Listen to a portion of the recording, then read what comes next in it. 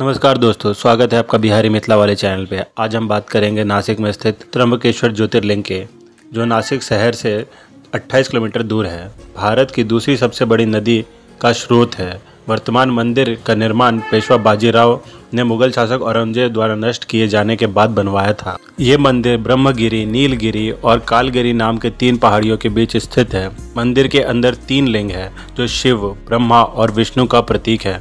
मंदिर के तालाब को अमृत वर्षिणी कहा जाता है।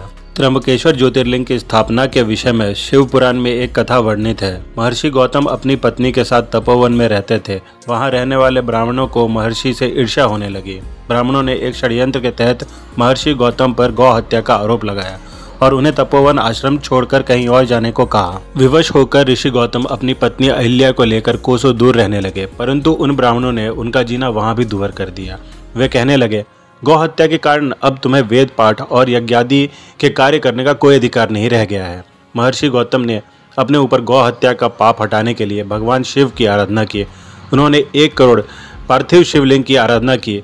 उसकी आराधना से प्रसन्न होकर भगवान शिव प्रकट हुए और वर मांगने को कहा। महर्षि गौतम ने कहा कि हे महादेव, मैं बस यही चाहता हूँ कि आप मुझे गौ हत्या के पाप से मुक्त कर दें। महादेव ने कहा, गौतम, तुम निष्पाप हो। गौ हत्या का पाप तुम पर छल पूर्वक लगाया गया था। छल पूर्वक ऐसा करने वाले ब्राह्मणों को मैं दंड दूंगा। इस पर महर्षि गौतम ने कहा कि हे महादेव, आप उन ब्राह्मणों को क्षमा करें। उन्हीं के कारण आज मुझे आपके दर्शन हुए हैं। भगवान, कृपा करके आप सदैव यहाँ रहें और हम पर अपनी कृपा दृष्टि करें। उनकी बात मानकर भगवान वहाँ त्र्यंबक ज्योतिर्लिंग के नाम से स्थित हो गए।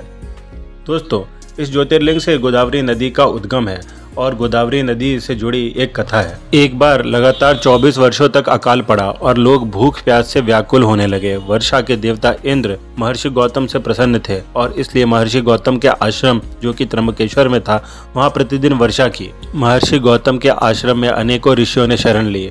उनके भोजन की व्यवस्था महर्षि ने की और उनका पुण्य बढ़ता गया। महर्षि के बढ़ते पुण्य से कुछ दिनों बाद इंद्रदेव को ईर्ष्या होने लगी। एक बार ऋषि ने धान के खेत में एक गाय को चरते देखा और दरबा फेंककर उसे भगाया। इससे दुबली गाय मर गई। इस समाचार से ऋषिगण दुखी हो गए और महर्षि गौतम के आश्रम में भोजन करने से मना कर दिया। महर्षि गौतम ने ऋषियों से इस पाप से मुक्ति के बारे में पूछा। ऋषियों ने उन्हें कहा कि वे भगवान शिव के पास जाए और उनसे गंगा की मुक्त कराने का अनुरोध करें और गंगा में स्नान करके वो अपने पापों से मुक्त हो जाएंगे। महर्षि गौतम 1000 वर्षों तक ब्रह्मगिरी की चोटी पर तपस्या की। भगवान शिव उनकी तपस्या से प्रसन्न हुए और उन्हें गंगा प्रदान की और अपनी एक जटा को ब्रह्मगिरी पर रख दिया। यहीं से दक्षिण की गंगा यानी गोदावरी का उद्गम है। त्र्यंबकेश्वर ज्योतिर्लिंग कई धार्मिक अनुष्ठानों के लिए प्रसिद्ध है। नारायण नागबलि, काल सर्प शांति, त्रिपंडी विद्या यहाँ की जाती है। यह मंदिर वैदिक गुरुकुल का भी केंद्र है। मंदिर के महादेव में विश्व प्रसिद्ध नासक हीरा था। इस हीरे को तीसरे एंग्लो मराठा युद्ध में अंग्रेजों ने लूट लिया था। यह स्थल बरसात के मौसम में अपनी प्राकृतिक सुंदरता के लिए प्रख्यात है। प्रदूषण से अछूत हरे भरे पहाड़ों के बीच स्थित है त्र्यंबकेश्वर ज्योतिर्लिंग। दोस्तों, अगर ये कहानी आपको पसंद आई हो तो हमें लाइक, कमेंट और शेयर करें और हमें सब्सक्राइब करना ना भूलें। हर हर महादेव।